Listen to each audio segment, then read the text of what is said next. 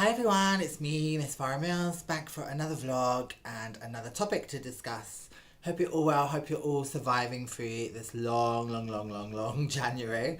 I'm doing okay, so I hope you're all doing good too. Anyway, so today I wanted to talk about something that was asked of me. I went onto my Facebook and I asked everyone if they had any questions or topics they wanted me to talk about because it's always good to talk about something that people would like to hear my point of view about or opinion about. And of course, these are just my points of view and my opinions about things. Obviously, every trans woman is different and everyone's opinion and view on things is different. So just remember that. When I'm talking about these topics, it's just my opinion.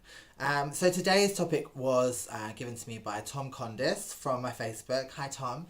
And he wanted to know what my thoughts were on the fact that straight trans women always pick a certain type of guy. So they always go for very macho, masculine types of men who also can sometimes be the types of guys who are usually homophobic towards gay men and transphobic to trans women. And whether it was because we liked to be dominated or something like that along those lines. And yes, it's quite true. I would definitely say that in my experience that the types of men I've always gone for have been very masculine and very manly and very traditionally male. If that makes sense. And I think for the reason for me is obviously because I'm very feminine. Naturally, I've always been very feminine, and I'm completely only attracted to masculinity in my sexual attraction towards men. So, you know, I think it just is kind of obvious that trans women who are attracted to men generally, in my experience, find very masculine men very sexually appealing and visually appealing. The way they act and behave, I've always liked men to be very masculine. I'm not saying that there's anything wrong with feminine traits at all, of course, but I would definitely say that my attractions to men have always been because they're very masculine. And I think it's obviously just is kind of an obvious reason in the fact that, you know, when you're a trans woman and you're transitioning and, you know, you want to feel attractive and you want to feel wanted and desired. And obviously, being very feminine, you're attracted to a lot of masculinity, you see. So when masculine men start showing you attention, it's very alluring and it's very something that you want more of because, you know, obviously growing up, you didn't feel very feminine and you probably weren't looking feminine, and the types of men you were attracted to were also the same types of guys who were probably the ones who were bullying you at school, which is a very odd thing. But I think it just comes down to the fact that, you know, you want a manly man to like grab you in his arms and make you feel safe and feminine and small and all of that kind of stuff. And obviously that can have its drawbacks as well, because a lot of these types of men are very unable to commit to a trans woman. You know, they're in the closet, as it were. They're on the down low. They don't want people to know that they like trans women. So it's all very kind of hush hush, and the girl is kind of left not really knowing where she stands. And, you know, and I've seen situations before with friends or acquaintances of the type of guys that they go out with, and I've heard horror stories about the guys hitting them or them having physical arguments together where they're both being violent towards each other, and the guys being very controlling and not letting them go out or be seen by anyone because, you know, and obviously this is not just typical of trans relationships, but this happens to heterosexual people, to cisgender people as well, with that control thing, you know, and obviously it's not always guys, but I'm just talking in a specific term at the moment, that, you know, it's not just trans women who get kind of put under the thumb by their partners or their husbands. And I think it can be quite a dangerous game to play as a trans woman, you know, going for these types of guys all the time.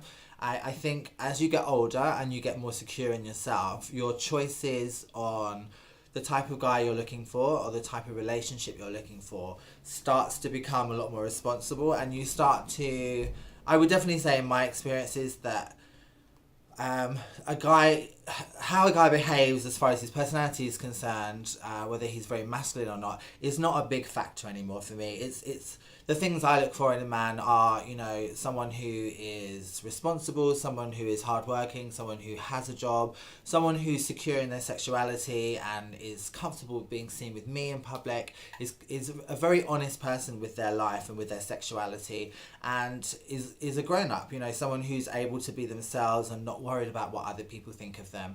and, you know, is able to carry themselves with dignity and, you know, being respectful to everybody else. And I think that when you're younger, it's very much based on a fantasy man that you're looking for, because you're looking for that kind of man that as a younger person you kind of fantasize about being with, because when you're younger, you know, you have no experience of being desirable as a woman. And, you know, I think it is very much a fantasy thing where you're just wanting that kind of thing, that man to sweep you off your feet and be ultra romantic and buy you flowers and, you know, be able to sort of show up in front of your friends of how hot this guy is you're with and stuff. And as you get older, you start to realize that a lot of the bullshit that goes with that type of person and with that type of relationship is just not worth it. And I think for any guys out there who are looking to meet a trans woman who don't think they fall into that kind of masculine characteristic or that kind of stereotype, as it were, you know, I think